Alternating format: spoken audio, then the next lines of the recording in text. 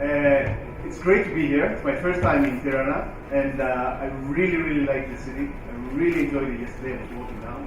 So you're doing something right. You're doing it. My name is Vamvakas. I'm the Service Director of ITER, and I also act as the Smart Grids Director for Intercom. And I'm going to talk to you today about an interesting new industry and interesting new business that you may also be part of it if you like.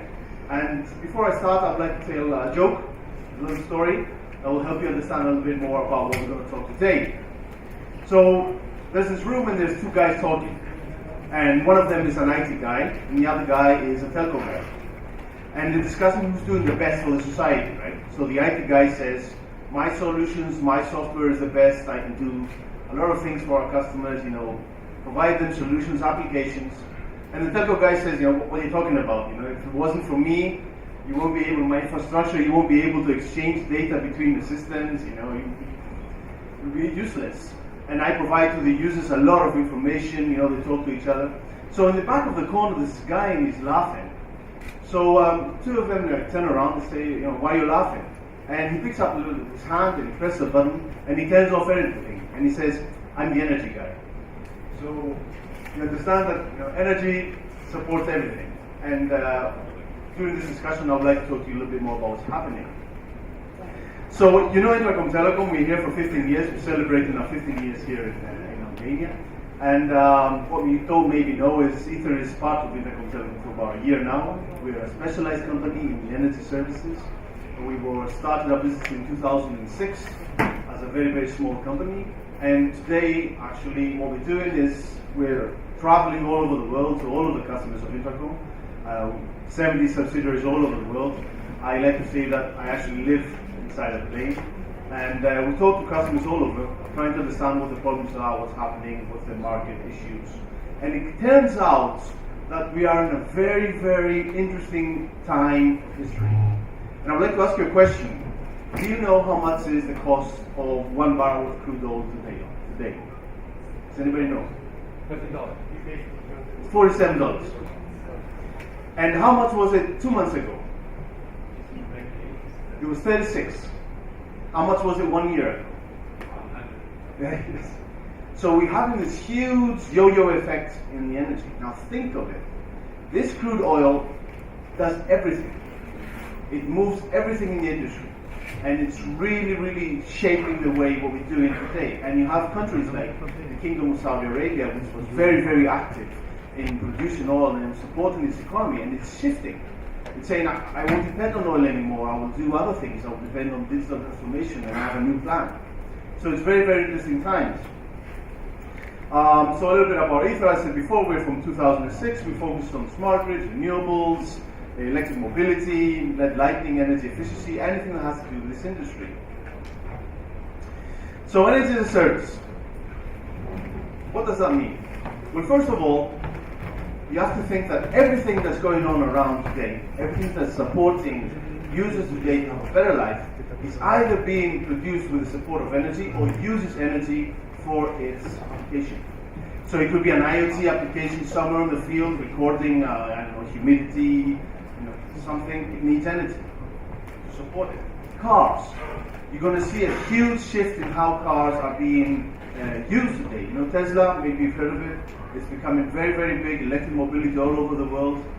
And this is going to change a lot of things in how we demand and how energy responds to us. But also smart cities need smart energy. Because today, if I remember well from the UN article that I read, about 70% of the world population lives in cities. And that's going to increase. So imagine all these people coming closer to each other, and your infrastructure has to support this. You have to be able to support all this new demand. And you don't want outages. You don't want these new people coming in, these new applications coming in, these new IoT 20 billion devices coming in, dropping the network. Because if you have that, then you have unsatisfied citizens. But also a smart country needs smart energy. Because think of it, today countries are participating in a marketplace. They are producing and they are consuming energy which they import or export from other countries. And it's really shifting the way business is being done. And it's also shifting the geopolitical implications all around. But what really is smart energy? So for us, smart energy is three things. Being able to provide energy anywhere, anytime, at any price. So, I mean, it will come someday. Wireless energy will come someday. We will get there, I hope. But the basics there is this. Instead of having to depend on my infrastructure today and having a fixed relationship with my utility, I want for 2 months, because I have an IoT new application to come in, to be able to consume energy for a specific period of time, and I want this specific period of time to be billed, and then I'm gone. So anywhere, anytime, at the right price. And this is very difficult. Anywhere is very difficult. This is a picture I've taken from India. I was there, I think, 2 months ago, and the problems that people are facing is huge. I mean, the network is crazy, and they are exponentially growing as a country. So anywhere, I mean, I need now some part of energy in this building because I need to do something. And this changes the way I have to do it. Anytime, I'm changing the market because now we don't have fixed relationships like we used to have. I have a relationship with the utility bills me, etc., etc. I can be a customer for 4 months, and then I'm gone. And imagine the strain that puts into the energy industry in the billing process of the energy industry. And of course, at the right price. I mean, it doesn't. We talked about the crude oil price before. 108, 35, $47. You really have to offer this in a good price for the customer, this new service. But we're also seeing the energy itself changing the business itself. So up to now, we used to have one, maybe two big utilities that were the monopoly of the market, and they had almost all this market share, right? And now you're seeing competition. You're seeing even companies that don't produce energy at all coming in, buying energy from another country and reselling it. And this is changing the marketplace a lot. We see renewables coming in, and it's changing the mix. And there's this thing that's called the parity. The parity means the cost of producing energy from renewable sources versus the cost of producing energy from non-renewable sources, like coal or something like that. And it's getting close to 1. And when it gets to 1, it's going to be a schism. It's going to be a crazy change. You won't believe it. It's going to turn the world like this. And one of the things we're going to see very closely is microgrids. So people will be producing energy in their houses, with net metering or other applications, renewables on the top, and they're going to surplus, they're going to be selling to other people around them. And you're going to have batteries coming in, supporting this storage. It's really, really changing. And finally, we have the demand response things, which is very, very interesting. So users demand energy, the utilities have to respond in some way, but also utilities may come in and say, I need you, I demand you to shut down your energy consumption for a while because I have a problem on my network, and the users can respond. But most importantly, what's changing this market is the customer. And the customer in every market, and most of you in the telco business know, is king. So he decides, or she decides. And the customer is now, for the first time in many, many years in the energy business, becoming able to choose between the suppliers. And this is massively changing the way we're doing this work. Because now you can actually come in and offer to this customer, people coming in and offering to them better services, cheaper prices, and things like that. And most of you who are in the telco world know this word, churn, right? So churn was very important for the telco world. The KPI of how my users are leaving from my telco provider to another one. And this is becoming a reality into the industry of utilities and energy as well. So maybe I would like to show a small 2-minute video about what smart grids is, and I'll explain how we're going to do, how we do this, how we solve it.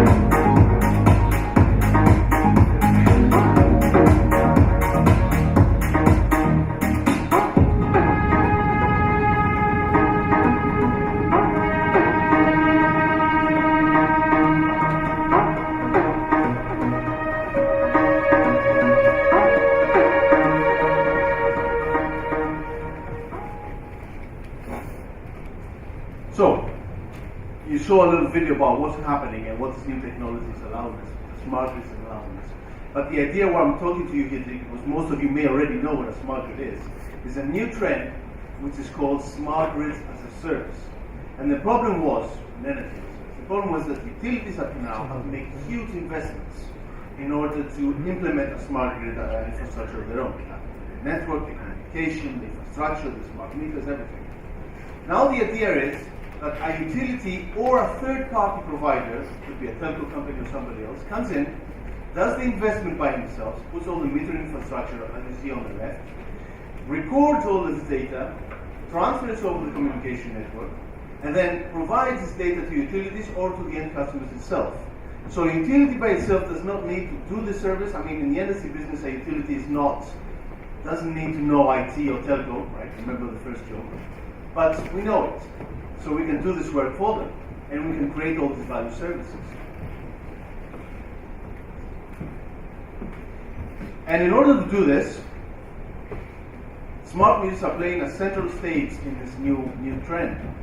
And smart grids and smart meters are actually, maybe you've seen the smart meter or not. What is a smart meter? It's like a meter you have in your house with advanced software and communication capabilities. That's it. And it's turning, you all may know it as a metering device, but it's changing. It's coming from a metering device, from a measurement device. It's actually taking part in what's called a new revolution, where it's actually talking to the house or the infrastructure, maybe a factory, to the devices inside. So standards are coming out. They are almost there, and the meter itself can control or not things that are in our electric or water or gas capacity and infrastructure with rules that we allow.